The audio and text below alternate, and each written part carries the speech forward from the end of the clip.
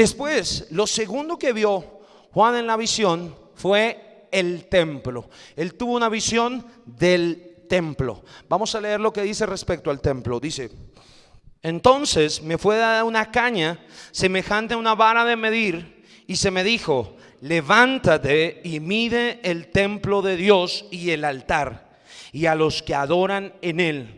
Pero el patio que está fuera del templo, déjalo aparte y no lo midas, porque ha sido entregado a los gentiles, y ellos hollarán la ciudad santa 42 meses. Escúchame, el templo siempre fue vital para la adoración de los judíos. Ellos tenían que sacrificar animales en un altar de bronce, así que ellos no podían sacrificar si no había templo.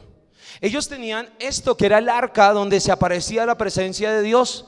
Así que si no tenían templo, no podían adorar a Dios. Por eso, durante toda la Biblia, uno de los temas centrales es el templo. El templo. Y eso es un mensaje para nosotros, porque tú piensas que puedes adorar a Dios sin el templo. Tú piensas que puedes adorar a Dios sin la iglesia.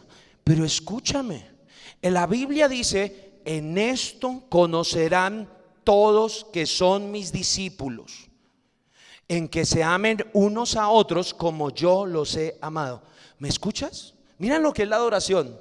Tú conoces un verdadero adorador, o sea, alguien que cree verdaderamente en Dios, en la manera en la que ama a los otros discípulos. Entonces tú encuentras a alguien que dice: no, yo estoy bien con Dios, pero no quiero saber nada de los que son cristianos, de los que son discípulos de Dios. ¿Puede ser un adorador?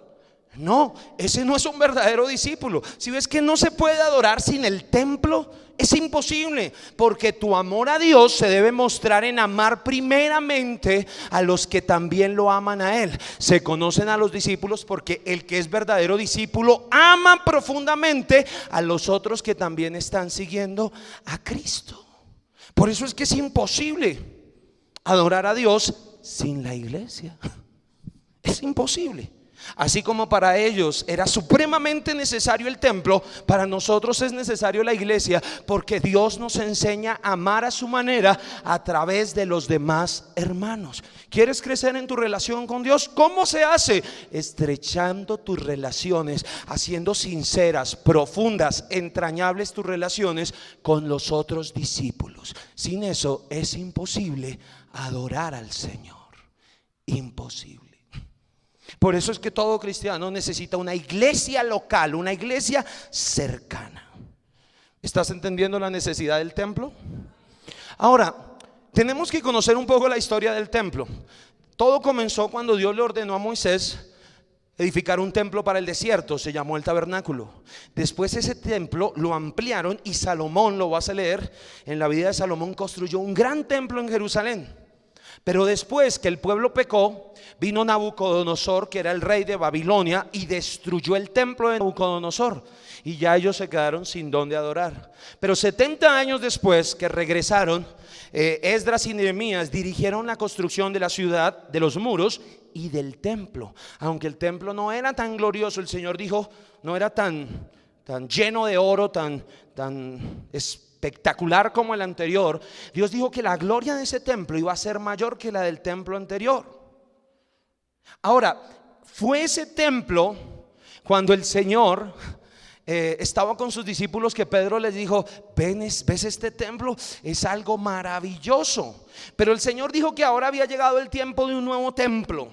Y dijo que destruid este templo y en 3 días lo resucitaré. O sea que desde ese momento Dios no habita en templos de piedra, sino en templos humanos. Por eso es que después a la iglesia se le llama el templo del Espíritu Santo. Y dice que el Espíritu Santo ya no vive en ladrillos, sino que vive en una casa humana, en una casa viviente. ¿Quién es esa casa? Cada uno de nosotros, y nosotros cuando nos unimos con la iglesia. O sea que mis hermanos, cuando nos reunimos, somos el templo. Por eso es que la Biblia dice que si alguno atenta contra el templo de Dios, Dios lo destruirá a él. Por eso cuando atentas contra la iglesia, atentas contra el templo de Dios. Y Dios siempre paga a las personas conforme tratan su templo. Tremendo. Pero ¿a qué voy con esto?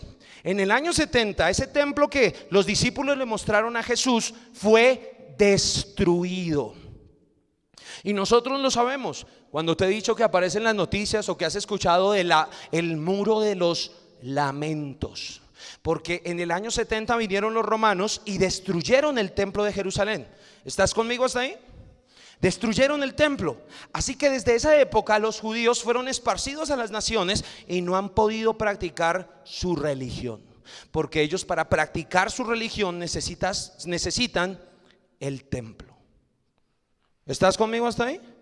Pero cuando el Señor se lleve a su iglesia al cielo, los que quedan aquí, recuerden que ya vimos en el capítulo 6 que aparecerá el anticristo, hará un pacto con Israel y les permitirá edificar el templo. Hay varias profecías que nos dicen que en ese periodo de 7 años se edificará nuevamente el templo en la ciudad de Jerusalén, donde está la mezquita allá al lado del muro de los lamentos. Entonces se volverá a edificar. Uno de esos textos que nos hablan desde que el templo será reedificado durante la semana 70 es segunda de Tesalonicenses 2, 3 y 4. Mira esto. Dice allí: nadie os engañe en ninguna manera. Presten atención. Porque no vendrá, eso es Cristo, sin que antes venga la apostasía. Escúchenme bien. Aquí está el tiempo de la iglesia.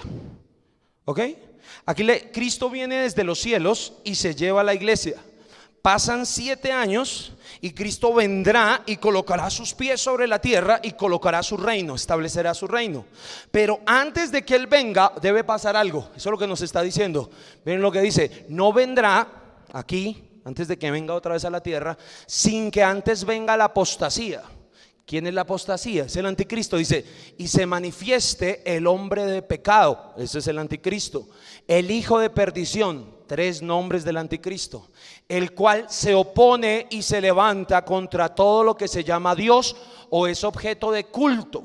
Miren que él viene porque odia a Dios, odia a Cristo, odia todo objeto de culto. Pero miren lo que dice al final: tanto odia a Dios que se sienta en el templo de Dios como Dios, haciéndose pasar por Dios. En los 7 años se va a edificar el templo y el anticristo va a meterse en el templo, se va a sentar en el trono en el templo y va a hacer que lo adoren como a Dios. Dice que él va a estar en el templo, se va a sentar en el templo. Si no hay templo, pues no puede entrar en el templo. Entonces, una de las cosas que pasa durante estos 7 años es que se reconstruye el templo de los judíos. ¿Estás conmigo? Ahora, otra cosa, antes de mostrarte eso, recuerda que el anticristo se sienta en el templo, se hace pasar por Dios y hace que lo adoren. Miren que en la visión Dios manda a Juan, que es su siervo, medir el templo. Miren bien, medir el templo. Es una cosa que él hizo. Recuerdan que le dice: toma una caña para medir, levántate y mide el templo y el altar y los que adoran en él, pero el patio no lo midas. Escúchenme una cosa, préstame atención. Hay algo que nosotros no estamos acostumbrados, pero lo que yo mido es algo que me pertenece. Entonces yo ando midiendo lo que es mío. Yo ando mirando el saldo en la cuenta porque es mi cuenta. Yo voy mirando qué tanto arroz hay porque es el arroz para mi familia, ¿sí?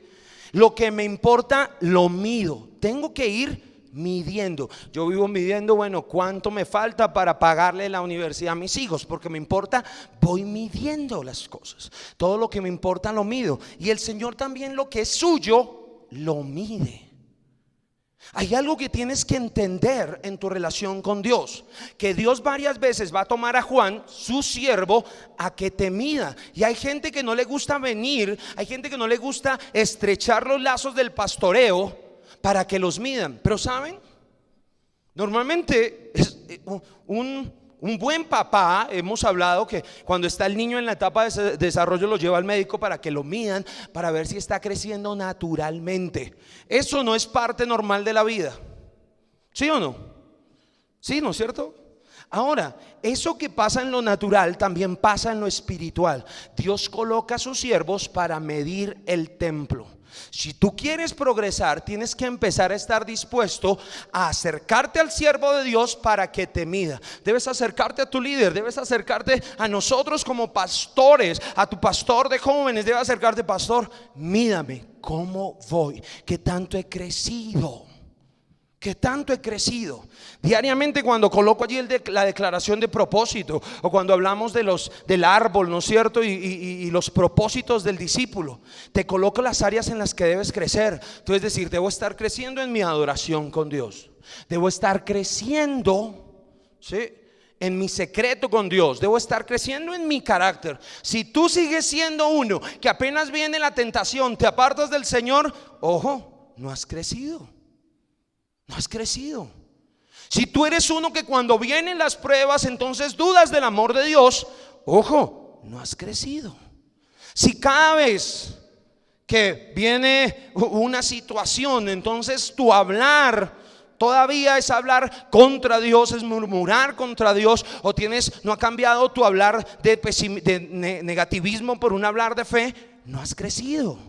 Si tú no te has apartado de las cosas del mundo, si todavía sigues amando el mundo, no puedes amar a Dios, no has crecido. Tenemos que estar midiéndonos. Dios mide lo que es suyo. Diariamente tienes que medir cuánto estás creciendo. ¿En qué estás creciendo? Estoy creciendo en el conocimiento de Cristo. Estoy creciendo en que lo conozco más profundamente, paso más tiempo con Él. Estoy creciendo en mi sacrificio, en que cada vez tomo más decisiones que le agradan a Él y no que me agradan a mí mismo. Estoy creciendo en mi carácter, soy una persona que ya puede vencer la tentación, que tiene dominio propio. Estoy creciendo en mis relaciones. No estoy acabando con las relaciones cada vez que hay un problema, sino que he aprendido a perdonar, he aprendido a ser paciente con la gente, he aprendido a reconocer mis errores, he aprendido a ser humilde. Debes estar creciendo en el servicio. Si un cristiano solamente vive para venir y sentarse ahí, no, debes crecer y decir: oiga, ¿a quién estoy sirviendo? Un cristiano debe empezar a servir con lo que tiene a la mano. Quizás dice: pastor, lo único que sé es barrer. Sirve con eso. Pastor, yo sé cuidar a la gente, entonces cuida a los enfermos, visítalos. Pastor, no, lo único que yo tengo es que pues sé hacer negocios, entonces invierte todo lo que Dios te dé en el reino. Ocúpate de decir: pastor, ¿qué necesidades tienen? Hay que cambiar ese bombillo, hay que cambiar ese videobin, ya no quiero que ese piano le salte la tecla, porque quiero servir con mis finanzas. ¿Con qué sirves? Dices: yo lo único que sé es ser amigo. Entonces empieza a hacerte amigo y a cuidar la vida espiritual de los que son más bebés en Cristo. Pero tienes que servir a los incrédulos. Empieza a darles testimonio, a preocuparte por los problemas de los demás. Pero si no estás creciendo, entonces algo anda mal. Dios continuamente manda medir a su templo. Pero hay muchos que no les gusta dejarse medir, porque vienen solamente a escuchar, ahí a entretenerse, pero no quieren que les exijan. Nosotros somos soldados, somos atletas, tenemos que estar avanzando. No te conformes con venir. Tienes que estar mirando: pastor, de verdad estoy madurando. ¿Cómo? Llevo 10 años en Cristo, ¿qué debería estar yo ya haciendo? Pero hay muchos que se les convirtió la iglesia en una religión. Vienen, escuchan, salen. Vienen el otro domingo, escuchan, salen. Pero eso no les hace bien. Si tú te comes el libro como te lo comió Juan, esa vida que recibes te debe hacer crecer. Por eso el Señor dice: ok, ve y mide el templo. Tienes que estar creciendo. Y muchos están estancados y están tan tranquilos. Pero si tu hijo dejara de crecer, te empiezas a preocupar. Pero deberías estar preocupado porque dejaste de crecer espiritualmente. ¿Estás entendiendo que Dios mide su templo? ¿Sí? Ok, ahora durante los primeros 3 años y medio, la mitad de la semana de 7 años, se construirá el templo. Pero miren lo que pasará, porque después es donde sucede lo siguiente. Mira, es lo que llaman el tiempo en el que el anticristo se sienta en el trono de Dios en el templo, es lo que se conoce como la abominación desoladora. Leámoslo en Daniel 11:31. Y se levantarán de su parte tropas que profanarán el santuario, eso es en la semana 70, la fortaleza, y quitarán el continuo sacrificio y pondrán la abominación desoladora. Es decir, colocarán la imagen del anticristo. También lo habló el Señor en Mateo. Miren lo que sucede, dice: por tanto, Mateo 24:15, cuando veáis en el lugar santo, es decir, en el templo, la abominación desoladora de que habló el profeta Daniel, el que lee, entienda. Miren, el que lee la Biblia lo entiende, el que no lee la Biblia no lo va a entender. Lee la Biblia para que entiendas los misterios de Dios. Versículo 16: entonces los que están en Judea huyan a los montes, y el que esté en la azotea no descienda para tomar algo de su casa, y el que está en el campo no vuelva atrás para tomar su capa. Mas ay de los que están en cintas y de las que críen en aquellos días. Orad pues que vuestra huida no sea en invierno ni en día de reposo, porque habrá entonces gran tribulación, cual no la ha habido desde el principio del mundo hasta ahora, ni la habrá. Escúchame, el mundo viene en decadencia, pero cuando la iglesia sea quitada, el mundo irá de mal en peor. ¿Y dónde comienza el peor momento? A la mitad de la semana, cuando se destruya el templo que se construyó al comienzo de los 7 años y el anticristo se siente allí. La abominación desoladora dice que vendrá gran tribulación, que será tan terrible que el que pueda huya, pero no va a tener para dónde huir, porque viene un sufrimiento como nunca ha habido en toda la historia de la humanidad. ¿Por qué? Porque se acerca el juicio de la séptima trompeta. ¿Me están escuchando? Es el juicio más terrible de todos, el de la séptima trompeta. Y eso es lo que nos enseña el templo.